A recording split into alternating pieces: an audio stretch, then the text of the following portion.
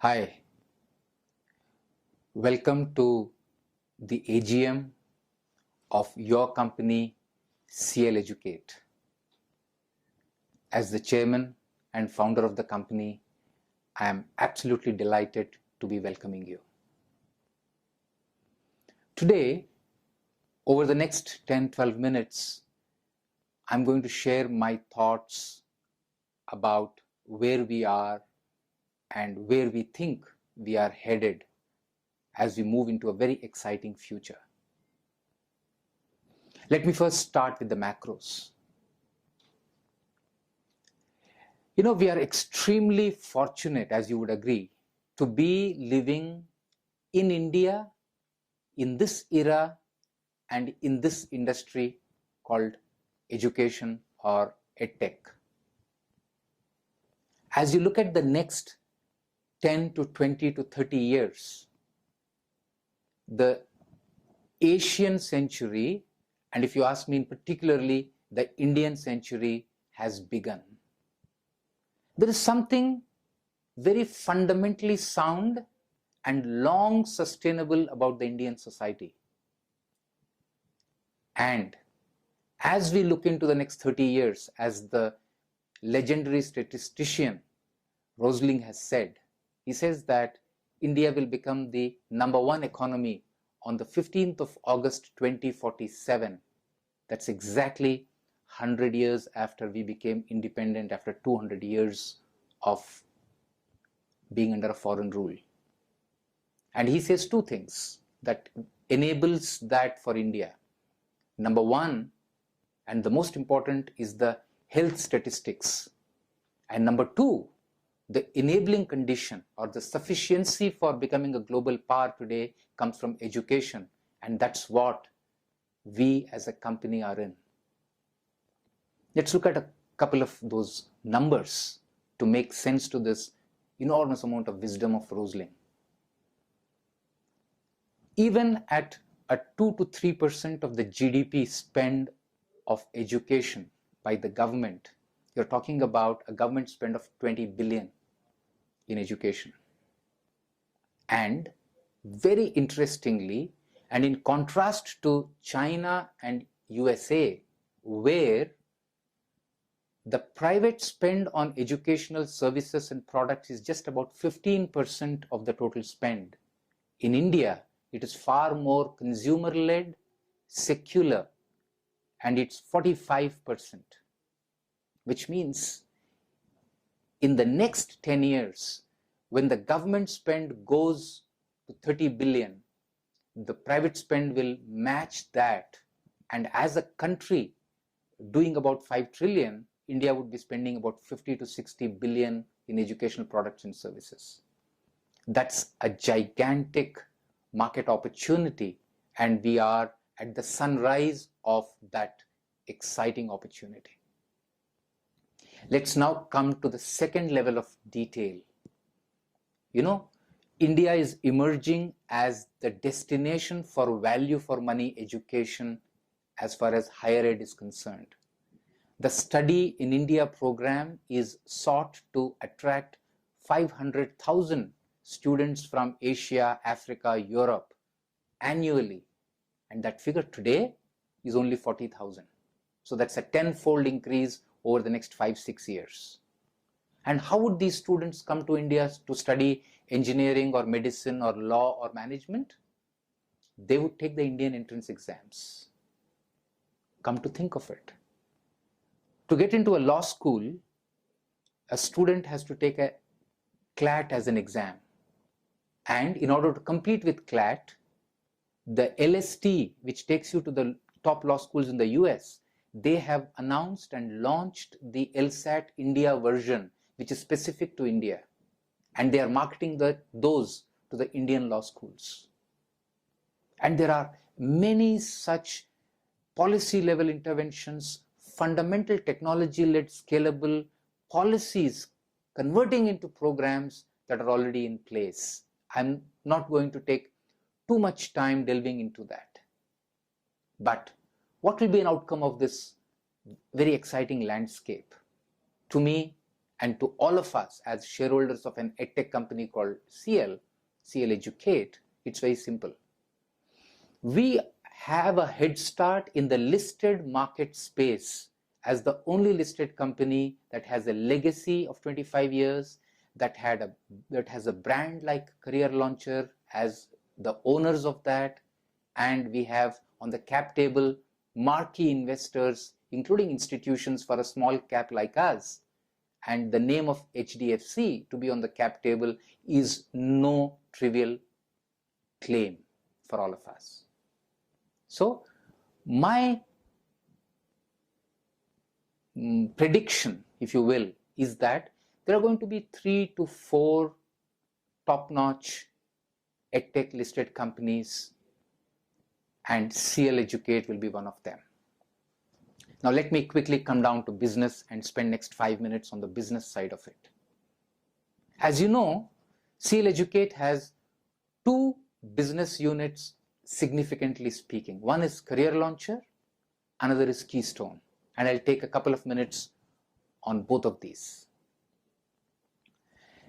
At Career Launcher, as you're aware, we are market leaders in 3 segments: law, IPM, BBA, and MBA. And we are looking to grow this organically, while we are wanting to add at least one more segment to become a leader in the next couple of years. And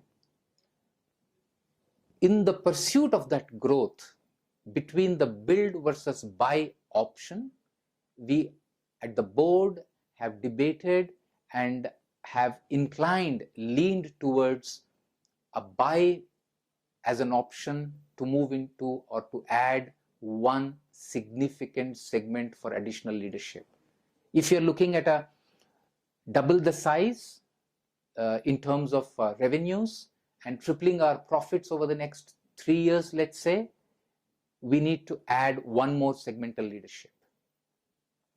And I'm very delighted to share with you today that this work, which has been underway for the last couple of quarters, is at a stage where we have signed the NDAs. We are having our discussions and diligences with 2 possible options. These 2 would be mutually exclusive. At an appropriate stage, we would decide which one we will go for, and this will be an M&A led addition that we are hoping to make over the next 4 quarters. And as I'm sharing this with you, one of the things that I recall is the beautiful quote by which is attributed to Warren Buffett, the guru of investing, where he said that if you are not patient enough and conviction enough to look at a company for 10 years, don't waste your time looking at it for 10 minutes. And that's the invitation that I have for you. When you're looking at CL, think of 10 years, the least is think of 5 years. And that could be very exciting from the place that we are in. Let me move forward and highlight a couple of more points about CL before I move to Keystone. As you are aware, we exited some asset heavy businesses, and we have the realizable real estate worth almost 80 crores there on our books, which is sought to be converted into cash and deployed into the core business. That project is underway. We have released approximately 11 crores out of that in the current quarter, in the last couple of quarters, and we hope to release all of those in the next 4 quarters. What does it do? Along with the merger project that is underway, is that it helps us redeploy cash into core business to improve our growth, and also the merger process, when it is complete, it's going to lighten our balance sheet and improve what is extremely important KPI, key performance indicator for all of us, which is what is our return on equity. And all of us here, I want to reassure you, are focused on first crossing the healthy ROE of 15% over the next few quarters. We are very, very sharply focused on that. And while doing that, we will continue to be zero long-term borrowing company by design. Some actions have been underway, and we will continue to be, for a long run, a zero debt company as far as CL is concerned. Now let me pause, shift gears, and move to Keystone, which is an exciting MarTech business that we have. Keystone also was challenged by COVID. However, the team did a phenomenal job of launching the digital first platform, and it has gotten rated among the top 10 globally. And it will continue to be a disruptive marketing and events company which is digitally driven. In some ways, those of you who are not very familiar with it, I always keep talking about it's a mini version of Apple that you are familiar with.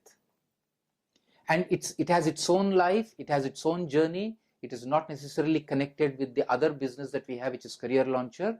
And keeping this in mind, there is a board mandated fundraise that is underway, and we hope to give Keystone a path of its own. And in doing that, all the options that are possible for us as the CL Educate listed entity of corporate actions, we will keep those in mind and we will be guided by it. If it means it could be a demerger at an appropriate stage sometime in the future, I would not rule it out. So this is just an occasion for me to tell you that we are singularly focused on the outcomes which are sustainable, which are profitable, and which maximizes the value for you as a shareholder of CL. All those options are always on the table for us at the board of Career Launcher, Keystone, and CL Educate. Coming to the last part of my address, which is the value maximization for you as a shareholder. As you are aware, our market cap or shares have been accepted and believed in, and it's got reflected in its share price over the last 12 months. And in order to increase participation in this great secular opportunity of EdTech value creation in India, the board has approved and our split of stocks is underway, as you know. As we move forward into the future, we will continue to look at ways of rewarding our shareholders who are a big, important part of our community of stakeholders. And this could translate into all the corporate actions that are ahead of us, in front of us as a company, including bonus, including stock split. It could even include a buyback at some point in time if that's what we need to do. So we have a 3-year reasonably well thought out corporate action plan, which is visited by the board, including the independent directors, every 6 months. And I would want you to know that this is an exciting time for all of us to be deeply involved in building out this company, not because we owe our allegiance only to this company, but because we owe our allegiance to affect the quality of education and to improve India's position globally through education. With those thoughts, I would like to bring my address to a closure with the observation or two that we see COVID-3 not being as crippling as COVID-2 second wave was. Our centers are opening up. Our network partner green shoots are beginning to become visible, and same is what is being witnessed on the Keystone side. So I sincerely hope that we as a company at least retouch back the business that we did in March 2019 and then go forward with our goal of, could we double our top line in the next 3 years? Could we triple our profits in the next 3 years? That's the kind of internal goal that we are chasing. But this is not to give any specific guidance to you, but to let you know that we are at a very early stage of a long growth curve, and we wish to make the best use of this opportunity, not repeat some mistakes of the past, but emerge as among the top 2, top 3 EdTech listed companies, MarTech listed companies in India. Thank you very much. I hope that conversation is of some use and value to you. Take care.